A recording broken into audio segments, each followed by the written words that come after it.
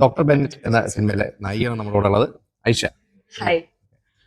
എന്താണ് doctor Bennett, ഒരു police ഓഫീസറാണോ? അതെ, എന്താണ് ഇതിന്റെ ഒരു ക്യാരക്ടർ, എത്രമാത്രം സ്ട്രോങ് ആണ്?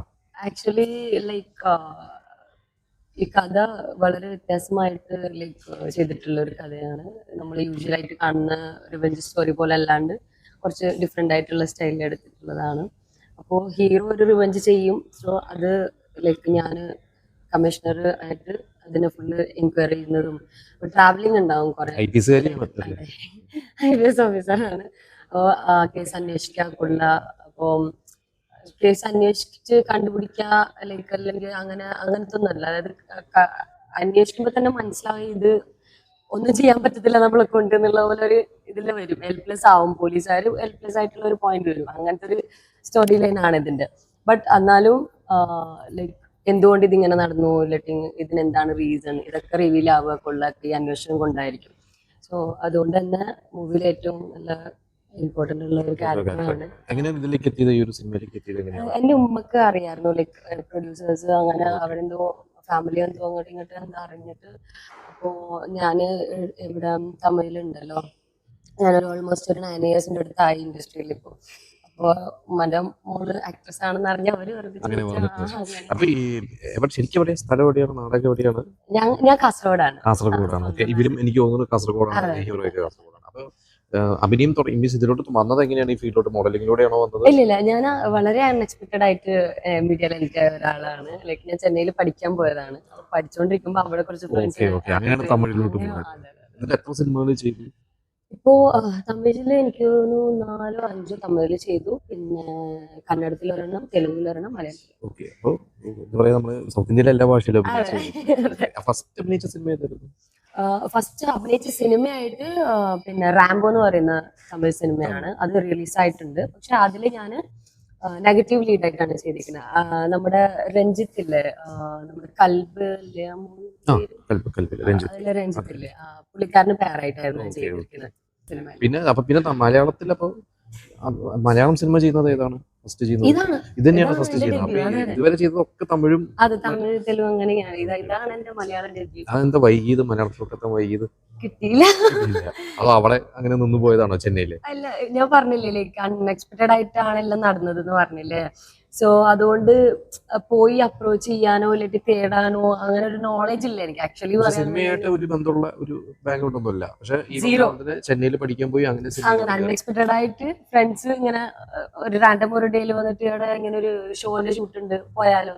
ആണോ ആണോ ശരി ഇപ്പൊ പറഞ്ഞ് അവിടെ പോയപ്പോ ഇതാണ് ഷൂട്ട്, ഇതൊക്കെയാണ് ക്യാമറ. ഓക്കെ, അയ്യോ എന്നെ കൊണ്ട് പറ്റൂലേ. ശരിക്കും ഞാൻ കാസർഗോഡ് എന്നൊക്കെ പറയുന്നത് ഇപ്പൊ ഇന്ന് കാസർഗോഡ് നിന്ന് ഒരുപാട് സിനിമകൾ വരുന്നുണ്ട്. അന്ന് സിനിമയായിട്ടൊരു ബന്ധമില്ലാത്തൊരു നാടാണ് കാസർഗോഡ്. അപ്പൊ അന്ന് എങ്ങനെയായിരുന്നു ചെറുപ്പത്തിലേക്ക് സിനിമ എന്ന് പറയുന്ന ഒരു ലോകം ഭയങ്കര അകന്നു നിൽക്കുന്നതല്ലേ? അല്ലെങ്കിൽ അന്ന് ഞാൻ ചോദിച്ചത് ഡ്രാമ അങ്ങനെ സ്റ്റേജിലൊക്കെ പെർഫോം ചെയ്തിട്ടുണ്ടോ? ഒന്നും ചെയ്തിട്ടില്ല. അന്ന് ചെന്നൈയിൽ എത്തിയപ്പോഴാണ് ചെന്നൈയാണ് മാറ്റിയെടുത്തത്. ഞാൻ എന്താ പറയാ, ടോട്ടലി ഡിഫറെന്റ് പേഴ്സൺ ആയിരുന്നു. ഇത്രയും ഓപ്പൺ അപ്പോ അങ്ങനത്തെ ഒരാളായിരുന്നില്ല. വളരെ സെറ്റിൽ, ഭയങ്കര ഓർത്തഡോക്സ് ആയിട്ടുള്ള ഒരാളായിരുന്നു. ചെന്നൈ ഭയങ്കരമായിട്ട് മാറ്റി തന്നെ. വേറെ സിനിമകളൊക്കെ ഏതൊക്കെയാണ് ചെയ്തത്? പിന്നെ തമിഴ്, അത് കഴിഞ്ഞിട്ട് ഫസ്റ്റ് സിനിമ ഇറങ്ങുന്നതിന് മുമ്പ് തന്നെ അടുത്ത സിനിമകൾ കിട്ടി തുടങ്ങിയോ? ബാക്ക് ടു ബാക്ക് വർക്ക് ചെയ്യാൻ. ഇപ്പൊ വിജയാന്റണി സാറിന്റെ കൂടെ ഒരു മൂവി കംപ്ലീറ്റ് ചെയ്തിട്ടുണ്ട്. പിന്നെ ജയ് സാറിന്റെ കൂടെ ഒരു മൂവി പോയിട്ടുണ്ട്. അതെ.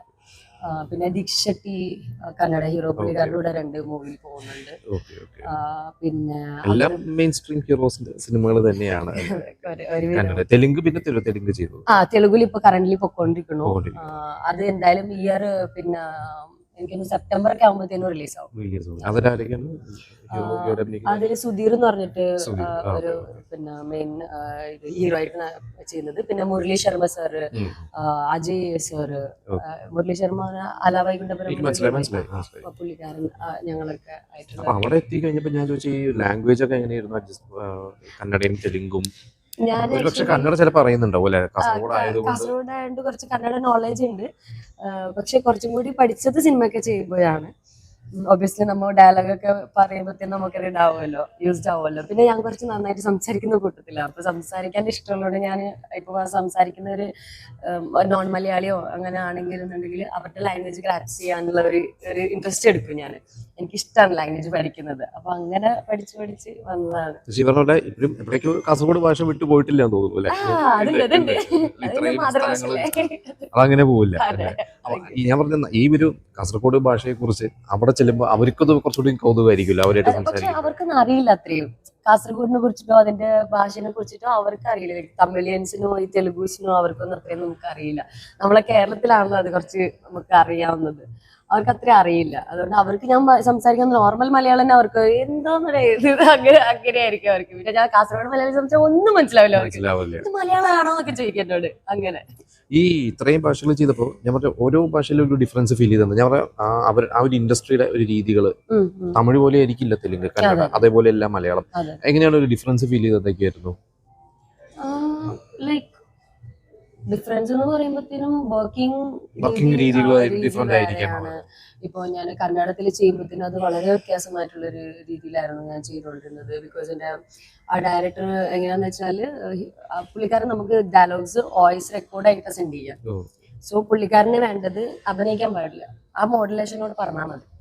ഡയലോഗ് എടാ ഇല്ലടാ എന്ന് പറഞ്ഞാൽ നമുക്ക് ആ ഒരു എക്സ്പ്രഷൻ ഓട്ടോമാറ്റിക്കലി വരുമല്ലോ, അതാണ് പുള്ളിക്കാരന് വേണ്ടത്. സോ ഇങ്ങനത്തെയൊക്കെ ഡിഫറെന്റ് ആയിട്ടുള്ള എക്സ്പീരിയൻസസ് ഉണ്ടായിട്ടുണ്ട് എനിക്ക്. മലയാളത്തിൽ എനിക്ക് തോന്നുന്നു ലൈക്ക് ഈ സിനിമയില് എനിക്ക് അത്രയും ഒരു വ്യത്യാസമായിട്ടൊന്നും അങ്ങനെ തോന്നിയിട്ടില്ല. ലൈക്ക് യൂഷ്വലായിട്ട് നമ്മൾ എന്താണോ ചെയ്യുന്നത് അതുപോലെ തന്നെയായിരുന്നു ഉണ്ടായിരുന്നത്. ലാംഗ്വേജ് കൊണ്ട് അതെ ഒത്തിരി കൂടി കംഫർട്ടബിൾ ആയിരുന്നു. പിന്നെ ലൈക്ക് എന്താ പറയാ, മനസ്സിലാക്കാനും കൊള്ളാനും ഇതൊക്കെ. പിന്നെ മലയാളം മൂവിക്ക് ഇപ്പൊ ഉള്ള ഒരു ഇതുണ്ടല്ലോ, സ്റ്റാൻഡ് ഉണ്ടല്ലോ, അത് നോക്കുമ്പോഴത്തേനും ഓക്കെ ഫൈൻ, നമ്മൾ എങ്ങനെ അത് ചെയ്യാൻ പറ്റും. ബിക്കോസ് ആ ഒരു വ്യത്യാസം കൂടിയുണ്ട്. ലൈക്ക് മലയാളം മൂവിന്റെ പാറ്റേൺസിനും തെലുഗുവിനും തമിഴിനും ഇതൊക്കെ ആ ഒരു വ്യത്യാസം എന്തായാലും ഉണ്ട്. അപ്പോൾ ആ ഒരു ഇതിലാകുമ്പോൾ മലയാളത്തിന് നമ്മൾ എങ്ങനെ അഡോപ്റ്റ് ചെയ്യാൻ പറ്റും, ആ ഒരു രീതിക്ക് നമ്മൾ എങ്ങനെ ചെയ്യാൻ പറ്റും എന്നുള്ള ആ ഒരു തെലുങ്കിലൊക്കെ കുറച്ചും കൂടി വേറൊരു സ്റ്റൈൽ ഓഫ് ആക്ടിങ് ആയിരിക്കും. പ്രത്യേകിച്ച് അവിടെ പാട്ടുണ്ടാവും, ഡാൻസ് ആയിരിക്കും. അതെ കൊമേഴ്ഷ്യൽ ആണ്. അതെ ഇവിടെ ഉള്ള പോലത്തെ ആ ഒരു എന്താ പറയാ നാടൻ, അതായത് ഓത്തന്റിക് ആയിട്ട് അങ്ങനെ ഞാൻ പറഞ്ഞ അതെങ്ങനെയായിരുന്നു? അതിലോട്ട് എത്തിയോ? ആ ഒരു ട്രാക്കിലോട്ടൊക്കെ കയറിയോ? ആക്ച്വലി എന്താ അറിയോ, ലൈക്ക് നമ്മൾ തന്നെ ഈ പണിക്കൊക്കെ ഇറങ്ങി കഴിഞ്ഞതിന് ശേഷം പിന്നെ അങ്ങനെ ഒരു ഫ്ലോ അങ്ങനെ പോകും. നമുക്ക് ആ ഇൻട്രസ്റ്റ് മാത്രം ഉണ്ടായാൽ മതി. ലൈക്ക് നമ്മൾ എന്ത് ചെയ്യുന്നുണ്ടെന്നുണ്ടെങ്കിൽ ഇതിന്റെ ബെസ്റ്റ് നമ്മൾ ചെയ്യണം എന്നുള്ള ആ ഒറ്റ തോട്ട് ഉണ്ടെങ്കിൽ മതി, അത് പിന്നെ എല്ലാ ഫ്ലോയിലാകും പോകും. അപ്പൊ ഇനിയിപ്പോ എന്താണ് അടുത്ത പരിപാടികൾ? ഇപ്പൊ മലയാളത്തിൽ ഇവിടെ കോൺസെൻട്രേറ്റ് ചെയ്യാനാണോ? ഇപ്പൊ എല്ലാം കൂടി ഓടി നടന്ന അഭിനയിക്കുന്ന ഇത്തിരി പണിയുള്ള കാര്യമാണ്. എനിക്ക് അങ്ങനെ ചെയ്യണമെന്നാണ് ആഗ്രഹം. പക്ഷേ ചെന്നൈയാണ് ഇപ്പോ ബേസ് ആയിട്ട് മാത്രം ട്രാവൽ ചെയ്തുകൊണ്ട് ചെന്നൈയിൽ തന്നെയാണ് ഇപ്പൊ നിൽക്കുന്നത്. അതാണ് ഇങ്ങോട്ട് കൂടുതൽ തമിഴ് സിനിമകളായിരിക്കും കൂടുതൽ. ഞാൻ തുടങ്ങിയത് തമിഴിലാണ്. ലൈക്ക് നമുക്ക് കുറച്ചും കൂടി ലൈക്ക് ഫേസ് ഫെമിലിയാരിറ്റി ഒക്കെ തമിഴിലായതുകൊണ്ട് ഓപ്പർച്യൂണിറ്റീസ് കുറച്ചധികം തമിഴിൽ തന്നെയാണ് വരുന്നുള്ളത്. ഇനിയിപ്പോ നോക്കണം, മലയാളത്തിൽ കുറെ ചെയ്യണമെന്ന് ആഗ്രഹമുണ്ട്. വരുന്നുണ്ടോ കൂടുതൽ വരുന്നത് എവിടുന്നാണ്? തമിഴാണ് ആക്ച്വലി. തമിഴ് തെലുഗാണ് എന്റെ മാർക്കറ്റ് ആക്ച്വലി. ഇപ്പൊ മലയാളത്തിന് ഇനി ഇതിന് ശേഷം അറിയാം, എന്താ ചെയ്തല്ലേ ഫസ്റ്റ് ഇത്. ഇതിൽ കുറെ ആർട്ടിസ്റ്റുകളുണ്ട്, സീനിയർ ആർട്ടിസ്റ്റുകളുണ്ട്. കോമ്പിനേഷൻ ആരായിട്ടായിരുന്നു കൂടുതൽ? നസീർ സാർ ഉണ്ടായിരുന്നു, ഇവരൊക്കെ ഉണ്ടായിരുന്നു. പിന്നെ ഞാൻ ഈ ഇൻവെസ്റ്റിഗേഷന്റെ പരമായിട്ട് ചുറ്റുന്നോളുണ്ട് എല്ലാരും കണ്ട് ആരാണെന്നൊക്കെ ചോദിച്ചു പോകുന്നത് അത്ര തന്നെ ഉണ്ടായിരുന്നു. പോലീസ് റോൾ എന്ന് പറയുമ്പോൾ നമ്മുടെ മനസ്സിൽ പണ്ട് മുതലേ തെലുങ്കില് വിജയശാന്തി വലിയ സീനിയറുണ്ട്. അവിടെ മുതൽ ഇവിടെ എടുത്തു കഴിഞ്ഞാൽ വാണി വിഷ്ണു, ഒരുപാട് പേരുണ്ട്. അപ്പൊ അങ്ങനെ എന്തെങ്കിലുമൊക്കെ ഉണ്ടായിരുന്നോ മനസ്സിലൊരു റെഫറൻസ് പോലെയൊക്കെ വെച്ചിട്ടുണ്ടായിരുന്നോ? ആ ഒരു ആറ്റിറ്റ്യൂഡ് ഉണ്ടാവണം എന്ന് ഞാൻ മനസ്സിൽ വെച്ചിട്ടുണ്ടായിരുന്നു. ബിക്കോസ് നമുക്ക് ഇതിൽ ഫൈറ്റും കാര്യങ്ങളും അങ്ങനത്തെ ഒന്നുമില്ല. ബട്ട് ആ ഒരു അപ്പിയറൻസ് ഉണ്ടാവണം നമ്മളെ കാണുമ്പോഴത്തേക്കും, അത് കുറച്ച് ഉണ്ടാവണം എന്ന് കുറച്ച് ട്രൈ ചെയ്തിട്ടുണ്ട്. കണ്ടിട്ട് പറയൂ.